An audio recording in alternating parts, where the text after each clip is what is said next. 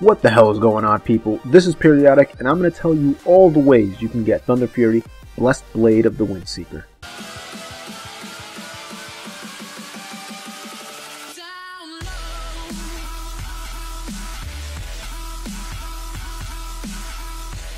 Alright, people.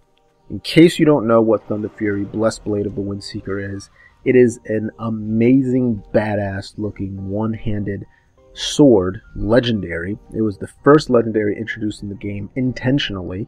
The GMs did accidentally release a legendary neck piece, but they only did it the one time. And so this is the first one that you can actually get. And as a warrior, I wanted this for so long. And so I went and I got it. It took me about 6 months, which is extremely lucky. There's people that have been trying to get this crap for 8 years and still haven't got it. But I'm going to tell you how you can get it. With a little luck, hopefully you can too. So, the first thing you have to do is farm up Molten core like a madman or woman. You're going to want to kill Baron Geddon and Gar, because they drop an item apiece. Baron Geddon drops the left half of the bindings of the Windseeker, and Gar drops the right half of the bindings of the Windseeker. And they both have a 4% drop, a 4% chance to drop that. And after you loot one, or let's just say, let's go crazy, and you're able to get both of them on the same run, you head to Silithus, and you talk to High Lord Demetrian. And he's going to give you an item called the Vessel of Rebirth, which starts a quest to bring him both bindings. He also asks you to bring in the Essence of the Fire Lord, which is a 100% drop rate from Ragnaros once you're on this quest. And he also asks you to bring him 10 Enchanted Elementium bars. Now the bars is where it gets a little tricky, because you can make them if you're a miner, or you can buy them, which is the easiest way to do it if you have a little extra gold. And the bars each go for about 700 to 1500 gold.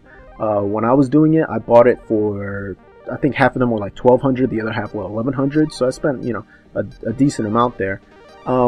But if you want to make them yourself, it's a little bit more difficult, because first off, you're going to have a miner that's at least level 300, and you're going to want to go into Blackwing Lair and kill Master Elemental Shaper Crickex, who is a goblin, and he drops the plan for making the bars. And then you're going to want to buy, or not buy, but you're going to, if you're trying to make it yourself, you're going to want to gather 10 Elementium ingots, which drop infrequently from Blackwing Technicians in Blackwing Lair. After that, you're going to want to make 100 Arcanite bars via alchemy, because they're made by transmuting 100 thorium bars and 100 arcane crystals.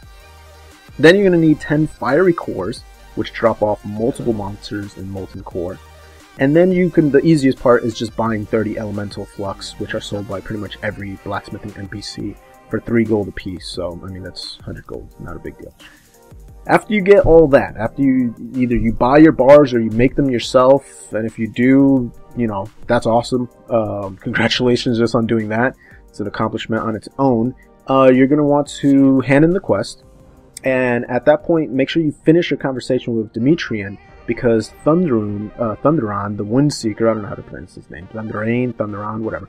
The Windseeker is going to spawn, and you finish your conversation with the High Lord, you kill Thunderon, you loot the Dormant Wind Whisk Blade. Am I reading that right? I could be reading it incorrectly. The Wind Kiss Blade. Wow, I totally put a W there by accident. The Dormant Wind Kiss Blade. Screw it. The Dormant Kind Whisk Blade. That's what we're going to call it. And then you hand that in to the High Lord. He's going to counter on fear like a little biatch, because he was trying to trick you. He was trying to bring back Thunder. And yeah, and then he gives you Thunderfury, Blessed Blade, and the Windseeker. And on top of it being an amazing weapon, it also puts people in Cyclone when you hit. And yes, you should PvP with it, if that's what you're asking. Do it! It's amazing. The stats on the sword suck terribly. They're terrible stats, but god damn it, it's a freaking awesome weapon. Thank you, people, for subscribing to the channel and liking this video. Comment if you want to see the Twin Blades of Azzinoth video, or if you want to see a how-to Shadowmourne guide. That one's a little tricky as well. As always, this is Periodik, saying see ya.